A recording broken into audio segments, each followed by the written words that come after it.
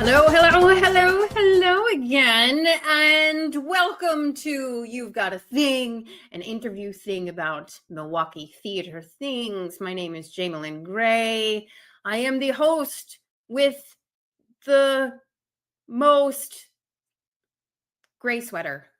Because it's gotten a little cold, and you know what? I'm totally going camping this weekend because I need some nature time, and I'm so excited to do it in colder weather because there is nothing that I love more than that's not true. There is something that I love a lot, and it is called fall hiking, and the cold air in your face, and you're all bundled up, and you can see your breath and all the kinds of things. I really love it so much. So I highly recommend it. If you are into that sort of thing, go and do that sort of thing. So that's where we're at today. But today, we have a great interview with a Mr. Michael Unger, the artistic director of Skylight Music Theater here in Milwaukee. And he is also the director of Joseph and the amazing Technicolor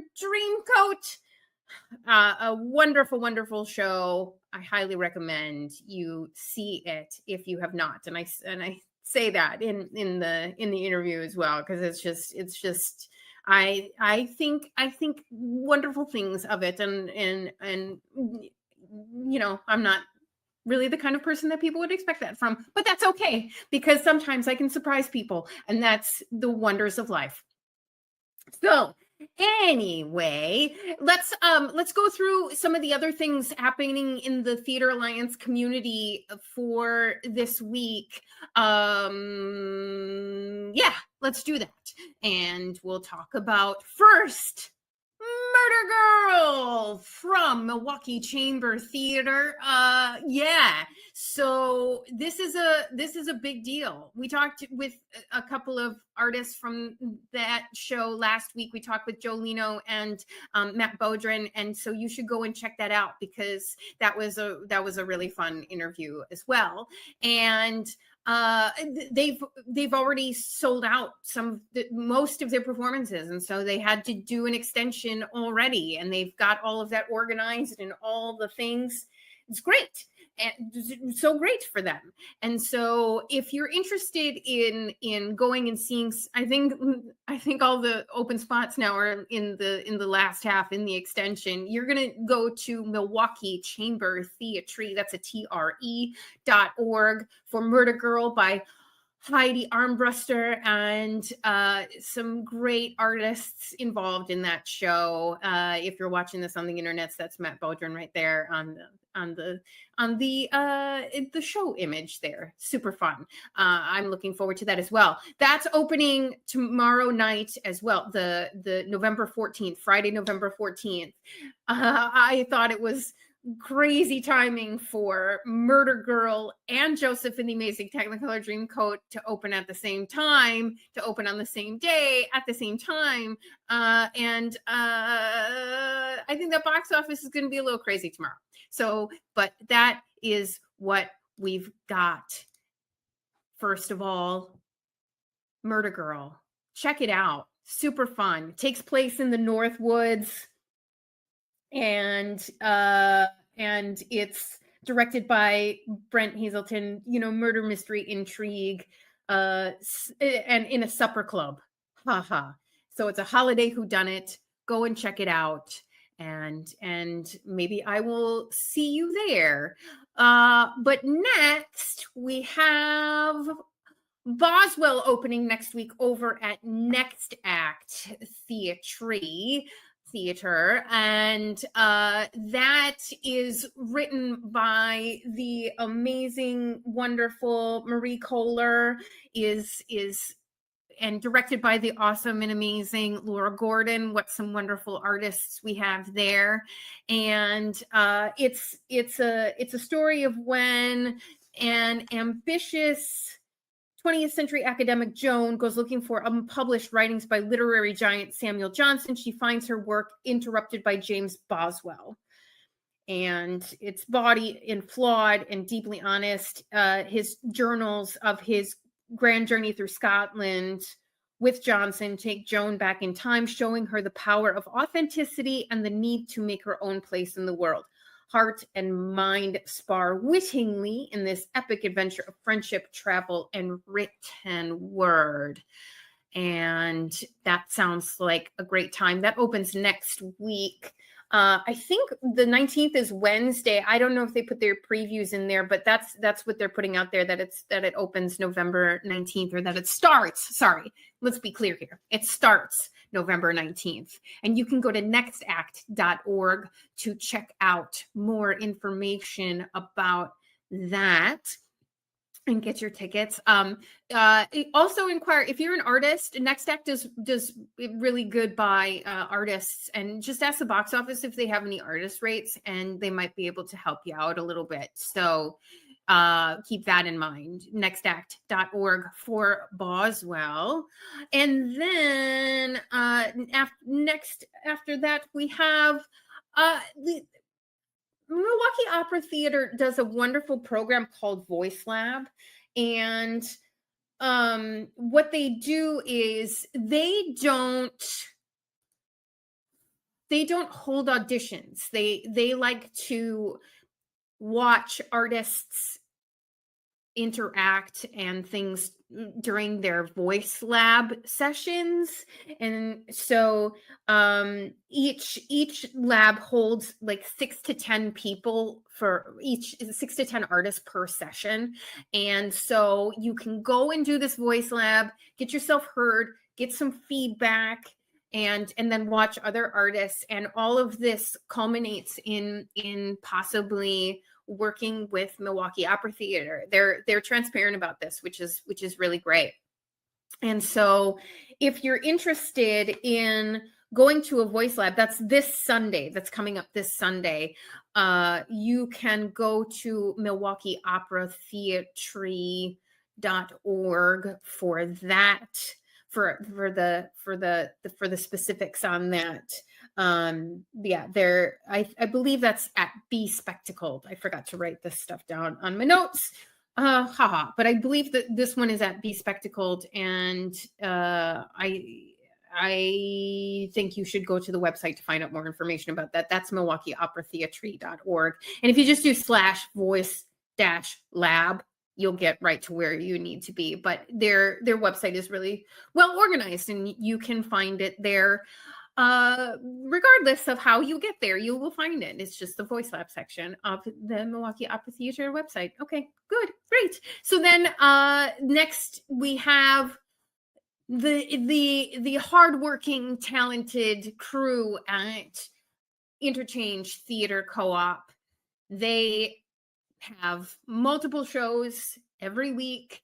Here, if you're watching on the internet, is their November show schedule. So you can see there, we're at the 14th and 15th. We got Glitter Bomb with the Daily Herald and Broad-Minded with Rivertown. The Glitter Bomb is games and fun and short form, fast-paced improv.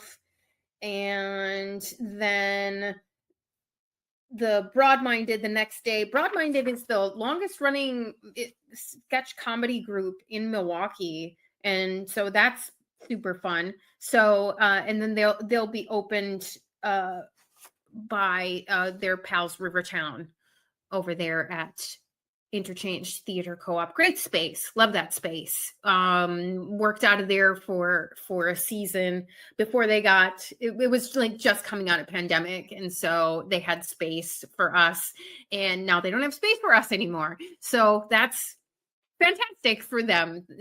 Really great group of guys, really, really great people to work with and learn from and things. So for that, you can go to interchangetheater.com. If you go /shows, you'll be right where you need to be at. But otherwise, interchangetheater.com to learn more about that space.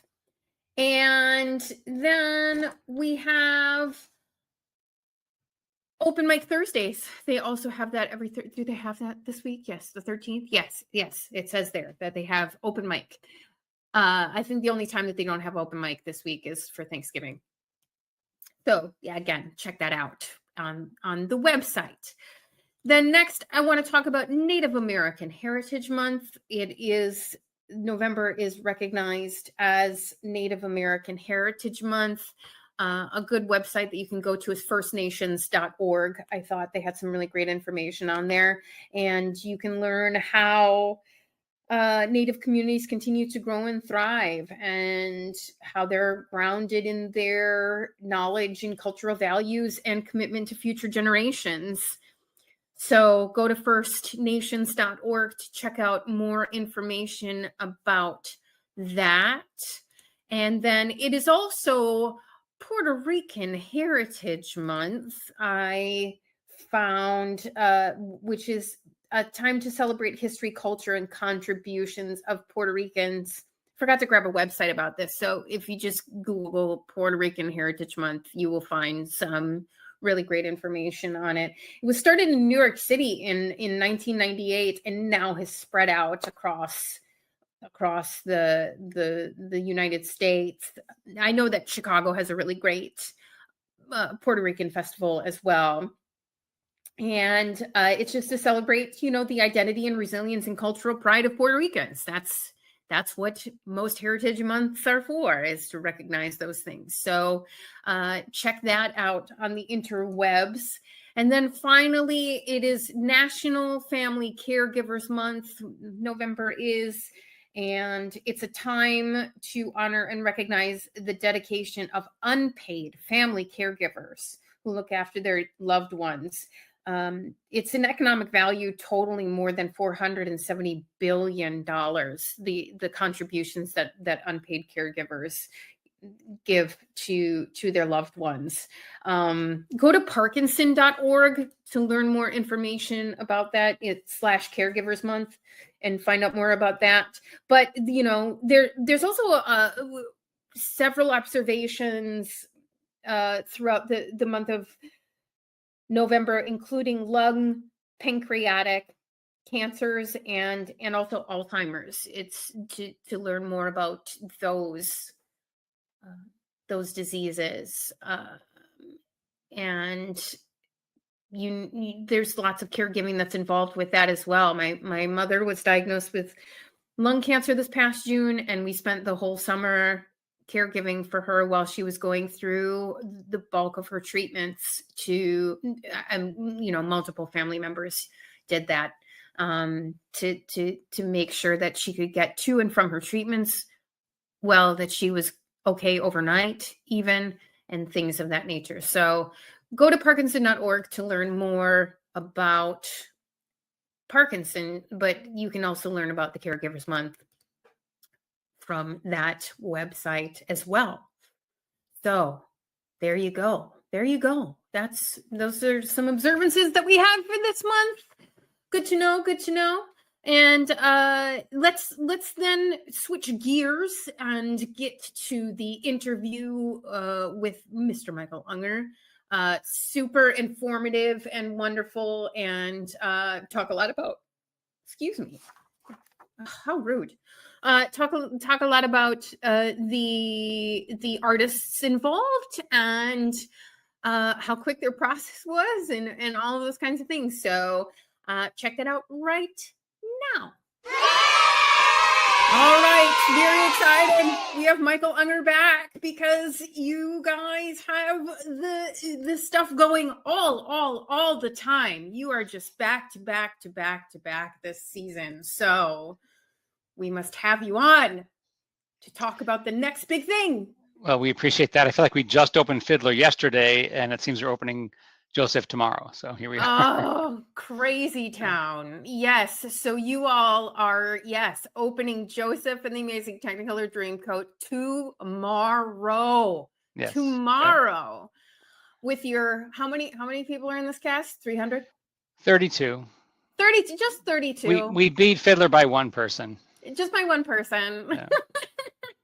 We have 14 kids in the show, 14 local, wonderful young artists. So, that's a lot of it, but yeah, big cast. It's a lot of people on that stage. Sometimes that stage feels big, sometimes it doesn't feel so big. So Yeah, I've been seeing those wee ones running around the Broadway Theater Center for a bit. Yeah, they're all looking all very excited, and they're all smiley and just, very into it. I think that's super cool. They're having a great time. And it's, the show was written for kids. It was meant to be seen through the eyes of children. So to have a children's chorus just makes perfect sense. It's how it was originally designed. So it's super fun. It brings a lot of joy into the room for all of us. Well, yeah, talk to me a little bit about the history of this very, very, very famous show. I have to say, I am not the biggest, admittedly, musical theater inclined person, but we know this. But you've enjoyed some musicals.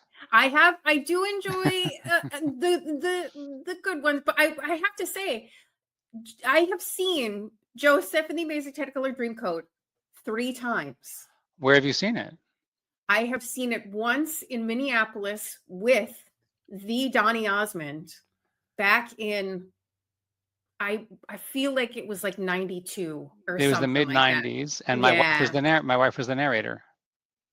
No way. Yeah, she's on the CD with Donny. Yeah, Janet was the narrator. Did I see your wife on tour in Minneapolis in 90 something? I believe you did. Yeah.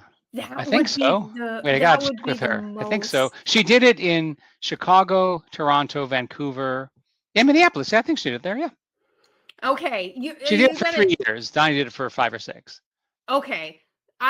If you saw the woman on the CD of the cast recording, it was Janet. That's so cool. She was amazing. In fact, all the kids, young and old, so all the professional artists in this production have been huge Janet Metz fans even before they knew her, because they grew up listening to her on that CD. And the young kids now, because they've been introduced to that CD, have a shrine to Donny in their dressing room, and they do a summoning circle every day to try and bring Donny here. I've actually sent Donny the videotape of them in their summoning circle, and he loved it. So kind of funny, but that's incredibly pagan. Well, maybe. It's not working. He's not coming. They're very disappointed, but he's not. Boo. So. Oh, boo. He's a busy man, but he's very excited about the fact that we're doing the show, and we've been in touch a bit about it. And actually, the coat that our Joseph, Mason Hanazeski, will wear is the coat that was designed for Donny on that tour that you saw. It's in the building. Fantastic. I saw the social media post of that. That's fantastic. Yeah, it's super fun. But, it's a beautiful costume designed by Mark Thompson, a Brit, way back in the day in 1991 or 92. Yeah. Because this is a long running spectacle. It is. I also saw it at the Utah Shakespeare Festival when I went out there for my first summer, and I saw it twice there because I loved it so much. It's a really fun show. Yes, it doesn't apologize for what it is. It is meant to be funny and sort of a send up of all different sorts of musical styles, from calypso to pop ballads to country western to French cabaret song. It has something for everyone, and it's all in such a fun style. And if you cast the right people to play it with the right kind of comedy, it's a home run. And I think we've done that. Our cast of brothers and wives are absolutely the best clowns in Milwaukee. I mean, clowns in the best sense. And like I was just telling them the other day after rehearsal at a note session, that no matter when you look at them, no matter who you look at, they're totally engaged. They're doing something different every time and different from each other. And it is just an absolute blast. So come see the show several times and keep looking at those brothers and look at all the shenanigans that they're giving us. It's so fun. I'm so excited. I'm so excited to see this show again. There's One More Angel in Heaven is one of my favorite songs in the musical theater canon. I think it's so hilarious. It just hits me in the right way that I just think that it's there's a dark underbelly to it. That's why you love it so much. I know you. I got your number. So talk a little bit about the backstory to this, because I'm sure you know all the backstory to why create a musical of a Bible story. Well, they never expected to become a musical. a big musical. They wrote it in 1967 as a 15-minute pop cantata for a boys' school in London. That's it. And Andrew Lloyd Webber and Tim Rice both said Wow. we never thought it'd be anything more than that. And then they expanded it to like 20 minutes and then 30 minutes, and they kept expanding and expanding. And they actually wrote Joseph before they wrote Jesus Christ Superstar. But Jesus Christ Superstar became such a big hit that it paved the way for Joseph to be in the West End and come to Broadway.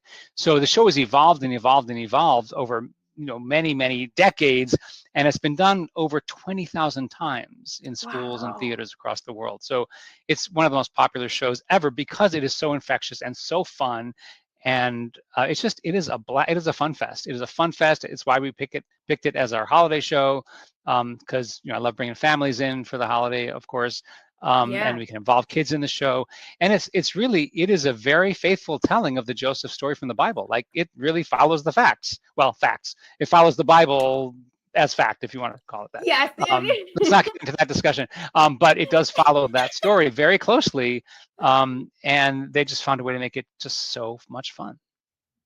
It is fun. So talk a little bit about the incorporation of kids, because that's the staple now. It is. Yeah. Yes. I mean, it's certainly, I've seen it done many times without kids. And the production that I know most well is Janet's, which was a stunning production, beautifully directed, beautifully designed, incredibly cast. And that was a show that ran with Donnie, for 3 years with Janet, but I think 6 years overall with Donnie. And then he did the film in London, and then he actually just recently played the Pharaoh in Scotland last year. But anyway, they had 50 kids in that show, and they actually rotated kids choirs every 3 months. So they had a rotation of like hundreds and hundreds of kids, and Janet will sometimes run into people in New York who are much older who say, "Oh, I was one of the Joseph kids in Chicago," or something, because they're much older now, as we all are, as they are, except for us. Janet and me, you don't get older, nor do you. So they had a huge group of kids, and it makes perfect sense if you can find a way to fit them on stage, and we have. Just because of the origin story of it being written for a children's choir. It was only intended to be sung by children at first. And then just the setting is sort of like a Sunday school teacher taking these children through the Bible story, but she brings it to life in a way that nobody expects. Laura Pazinski is our Peruzinski is our narrator. She's phenomenal, incredible belter voice, really, really, really fun. So you need children so that through whose eyes we're receiving the information, and it also helps. It sort of justifies, not that it needs justification, but some of the simplification of the storytelling. It makes it all make sense. It glues it together with this cohesion that just fits. Yeah, That's what I'm going to say concur. about that. Yeah. So talk about the person that you cannot pronounce their last name. Was it Pazinski? Pazinski, Laura Pazinski. We got Hannah Zeski as Joseph, Pazinski as narrator. I saw that. A lot of skis. A lot of skis running around over there. Yeah. So where are they? Because I'm not familiar with them. Are they local? Yeah. Are they? She's from the Chicago area, although she went to Stevens Point. Yay! So she's, she certainly has her feet firmly entrenched in Wisconsin, and her family are huge Packers fans. So that's important, I think. She's in. So yeah. So she feels very Wisconsin. I think she's very connected to the people here and to the land. But she just came into audition like people do, and she had this voice that you just could not deny, and you need a very unique, special kind of voice for the narrator. And I have, obviously, like since Janet did it for so long and is on the CD, I certainly have an idea of in my head of what it should sound like, which is hard to break. But Laura did a phenomenal job, and she does a lot of nice, interesting riffs and stuff. So she makes it very much her own. She didn't know that Janet was my wife when she auditioned. I think at the callbacks I mentioned that, her like jaw dropped, couldn't believe it, because she grew up on this album like so many people, and then she had an opportunity to sit with Janet for like an hour and just talk narrative stuff, and she loved that. And so did Janet. It was great. It was lovely for Janet to pass the torch. So it was a really great experience for both of them. That's so great. Yeah. And talk about your Joseph. So Mason is terrific. Our choreographer, Stephanie Stasic, who is done an amazing job with this show. She did Oliver as well, and this show is wall-to-wall music. There's no dialogue. It is a sung-through musical, so it is Yes. also a dance-through musical. So Stephanie's work in this is just incredible and nonstop. And she knew Mason Hanazeski from, I think, Greendale High School, I think high school, where she went to high school, and she brought him in to audition for Juliet and Romeo, and he played the role of Romeo. And he was just a fabulous, young, energetic, very attractive young man who had great skills and has such a great attitude. He's just so positive in the room. And when I thought of Joseph, he's the first person I thought of to play the role. Absolutely. And it bore out that way exactly. He's terrific. He's so charming, and he and Laura have great chemistry together. Yeah, it's really fun. And you know, when you see a cast having this much fun on stage, you cannot help but feel it in the audience as well. And this is one of those cases where, you know, they're having a blast together. And you know, the people, the folks that are playing the brothers and some of the wives have worked on many shows together at Skylight and other places. So you know, there's a real camaraderie on stage that you can't direct that, you can't rehearse that. It's either there or it isn't. And if you cast the right characters, and I mean that in every sense of the word, they're going to play off each other very well. And we did that. That was one of the things that was important to me. Stephanie is also our casting director here. We have to cast personalities, strong personalities who aren't afraid to be themselves on stage and do their own thing. And that's what we're not a Rockette group. We are absolutely totally different people, and sort of expressing that, exaggerating that in some cases, and it's really funny. But it also benefits a fast and furious rehearsal process. Yes, this is true. Yeah, 3.5 weeks from first day to open. Yeah, that's it's crazy. I know. I don't understand you people. I don't understand me either, or us. Yeah, I don't know. You know, but listen, you couldn't do it without these kinds of performers, these kinds of technicians, these kinds of designers. You just couldn't. Yeah. And we are at, you know, I'm 5 years in, 6 years in here, although, you know, 2 years was pandemic, but like we're gonna get it right one of these days. No, I'm kidding. We are really finding a way, you know, to make that schedule, which is very difficult work, and a lot of that has to do with who you cast and who can be so facile in rehearsal and can get stuff really quickly. Yeah, that is not my big failure of musical is the dancing thing. It's so impressive to me just to watch people just get they just get it. Yeah, I don't. Me too. I cannot dance, and I'm the worst choreographer in the world, honestly. So thank God for Stephanie. But also one thing that she's great at, which is also important in terms of this rehearsal process, is she scales the choreography to the specific skills of those on stage. And there's a wide range of dance abilities on that stage, and she makes everyone look great. And I mean, a lot of choreographers can do that. She's one of them. And you know, when the choreographer's idea becomes more important than the actual abilities, then it's not going to match. It's not going to look right. And Stephanie is very good at scaling it to the specific talents so that everyone fits in the room and can do what she's asking them to do. That's awesome. That's a wonderful skill to be able to make happen that connection of everybody together, no matter what skill level they're at. That's awesome. Yes. Who else do you have as far as like what's your technical team look like? Great design team. So Jonathan Berg Einhorn, another Chicagoan, has designed all the shows for last season and this season. Since you may not know this, but we are working with a repertory set. So the basic architecture on stage doesn't change. We don't remove the big high platforms. We just disguise them. And if you came to see Thtr, I think you'll be shocked when you see what Joseph looks like, because it looks completely different, but the basic architecture is the same. In fact, we had some of the Marquette kids who had been in Thtr come to see the dress rehearsal last night. And when the curtain rose and they saw what their Thtr set had turned into, they gasped. It was a huge gasp because it looks very different. So Jonathan's wonderful at disguising that. Our lighting designer is Max Maxim, who is also from Chicago, who is just, he did Xanadu for us, and he is the guy for, if you want 1,000 light cues, literally, I think only 800 in the show, but he had 1,000 in Xanadu. If you want 800 light cues that are all fun, he's the guy. So I'll tell you, every element needs to have wit to it. the casting, the design, the lighting, the sound, the props. In fact, Amaya Rocket is our prop supervisor, and she has created a world of wild and witty and wonderful props, because you need all sorts of zany things for this show. You need cows, you need corn, you need snakes, you need camels, you need all sorts of crazy stuff.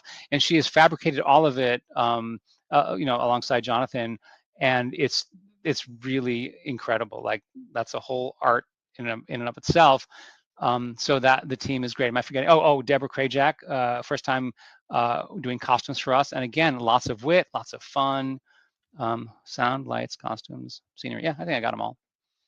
And stage management. Dan Hansen is stage managing a great team with Sammy and Lillian, who Lillian's first time here as an ASM, but Dan was the resident stage manager here before I got here. And he's moved to Chicago and gone, he works, I think, in California every summer. But he, stage managers are a critical person in the room, as you know, as you well know. And he has just got the right vibe. Nothing phases him. He's totally even keel, totally organized. He can schedule like I hate scheduling. I hate it. Just put me in room in front of people, tell me what to do, I'll do it.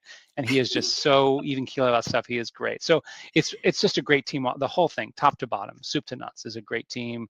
And we're having fun. And I get to release it tomorrow night to the world, and they have 6 weeks to sort of let it grow and enjoy and blossom.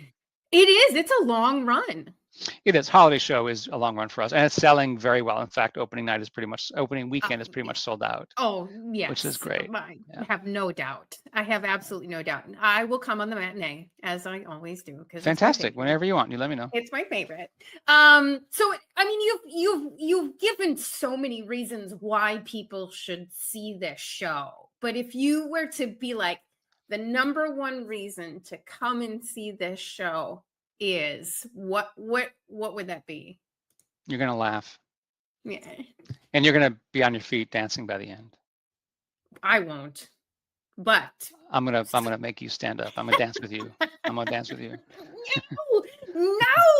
No, that is not outside even a step my touch? boundaries. Step touch, just a step touch. We'll see. We'll report back. I went to the goth clubs when I was a kid, man. Like, you didn't dance at the goth clubs? Of course you did. That's the where you have your head down and you're just like feeling the music. You can dance however you want to dance. You don't have to dance like anyone else. Dance with your head down. That's fine. That's the way that we weirdos roll. Great. I'm excited to see Joseph in Amazing Technicolor Dreamcoat for my 4th time. Maybe I'll see it for the 5th time if we got 39 opportunities. I think we have 39 performances with this one. That's insane. That is insane. I'm trying to did figure like out if 1,000 or something. One more show for Deadly Holiday, which would make it 4. Well, I love having you on this program, my friend. Thank you you're so always much. You're always so informative, and it always makes me excited to come and see Skylight stuff. And I think people should really, if you've never seen Joseph, if you have never seen it, you have to go and see it. And I mean that from the bottom of my heart. You have to. It's just one of those shows that in your lifetime you have to see, because it is so clever, and it's witty, and it's a story that so many people know. Even if you don't know the story, you know the story. Yeah. And this is coming from a woman who just directed a bunch of zombies in a bed and breakfast with lots of blood and stuff. So she's an authority on such things. I'm an authority on the Bible. Yes. So thank you so much, and have a most wonderful opening. Thank you. And I can't wait to see it, but have a great opening weekend. Thank you. And thanks for broadcasting what we all do in the theater world in Milwaukee to Milwaukee. I do my best. Even if it sometimes feel like screaming to the void. Yeah. Well, but you know what that's we appreciate it for sure. Yeah. All right. You have a great day. See ya. Bye. So great. Love talking to that man. Just a wealth of knowledge about musical theater. I'm really always interested when I talk to him, because he always comes with a book of knowledge to learn more about any given musical that he's talking about. But I really, truly, really 100% mean it. If you have not seen Joseph, you need to go and see Joseph in the amazing Technicolor Dreamcoat at Skylight. It's such a fun show. It's just such a fun show. So check that out. And again, you can go to smtmke.org for more information about Joseph. So that's what we've got this week. I actually I have an offer floated out there for next week's episode, because I didn't have anybody on the calendar as of yet. But if not, I will do a nice little recap about the shows that we saw so far this fall, and the companies themselves, and why you should learn more about those companies, and where you can go to find out more about those companies, and why you should support theater in Milwaukee, because man, I love this art so much, and it's so wonderful, and such a wide variety we have here in Milwaukee, and great to learn more about all of that. So come back next week. Find out what we're talking about, and I hope you enjoy your week, and we will see you or hear you, talk at you. I will talk at you next week on You've Got a Thing. Huzzah.